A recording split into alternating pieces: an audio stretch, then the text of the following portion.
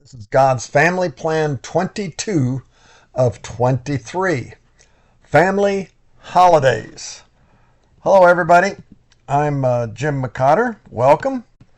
Uh, God's law even mandated specific holidays for families to be together, celebrating Him in love and festivity. The word holiday originally came from God's mandate for having holy days. The word holy means separated. These were to be special days of families to separate from work and everything else to celebrate the Lord together. These holy days were not some somber, boring religious days, but more like the spirit and joy of how most Christians celebrate Christmas or Thanksgiving holidays. Celebrating the birth of God's Son, or rejoicing with thanksgiving for all that the Lord has abundantly provided us.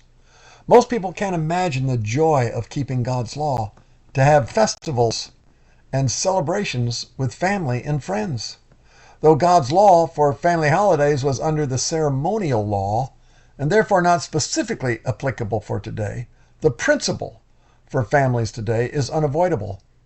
4 family holidays. Number 1, the weekly family holiday, or weekly Sabbaths, were found in Exodus 20, verse 8 through 11. The word Sabbath means rest. God commanded everyone everywhere to stop all work for one full day every week. All the family was to come together to rest from all their work and to take the day to enjoy one another and praise the Lord. Today, many nations stop work on Sundays, never realizing God ordained this in His law. Not just to stop work, but to come together as family and celebrate the Lord.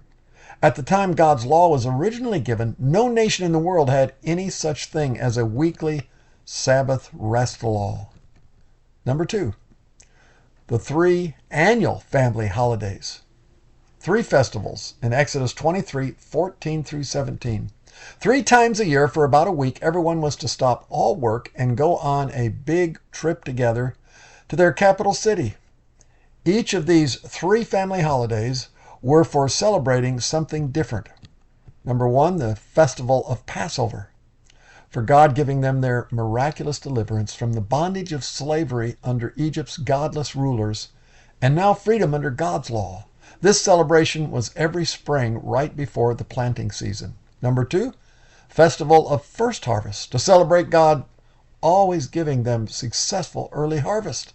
This was celebrated right after the first harvest every summer. Number 3, festival of final harvest, to celebrate their prosperity in the fall after the great final harvest of that year. And it's interesting that God wanted them to celebrate their prosperity sleeping in tents outside for a week. However, the kids may have loved it, but God wanted them to never forget their roots, their forefathers who slept in tents for 40 years. That's why this celebration was also called the Feast of Booths or Shelters. Leviticus 23:42 says, "For 7 days you must live outside in little shelters," end quote. All 3 of these national family holidays were very unique and holidays that all in the family would never forget and look forward to every year.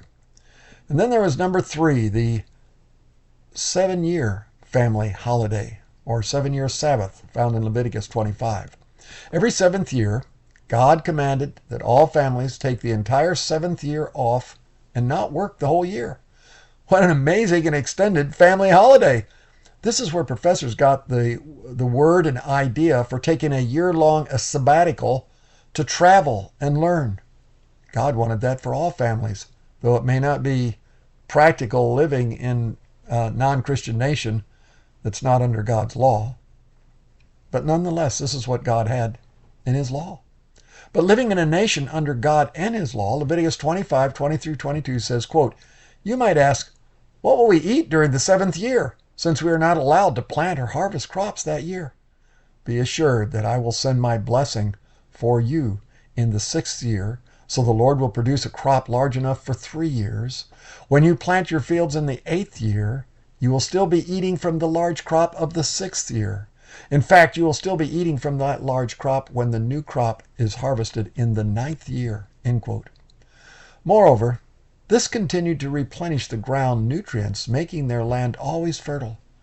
How wonderful when you're God and you obey your God for all he will do for you.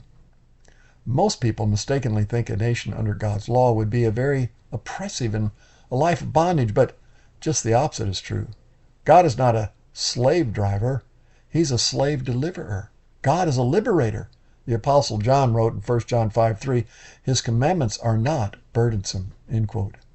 Of course, the same is true with God's Son Jesus. He said in Matthew 11:30, quote, for my yoke is easy to bear, and the burden I give you is light, end quote.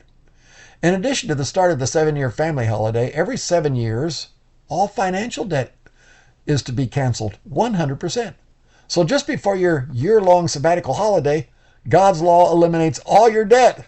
Is God's law great or what? The Apostle James wrote twice in James 1:25 and 2:12, quote, God's perfect law sets you free.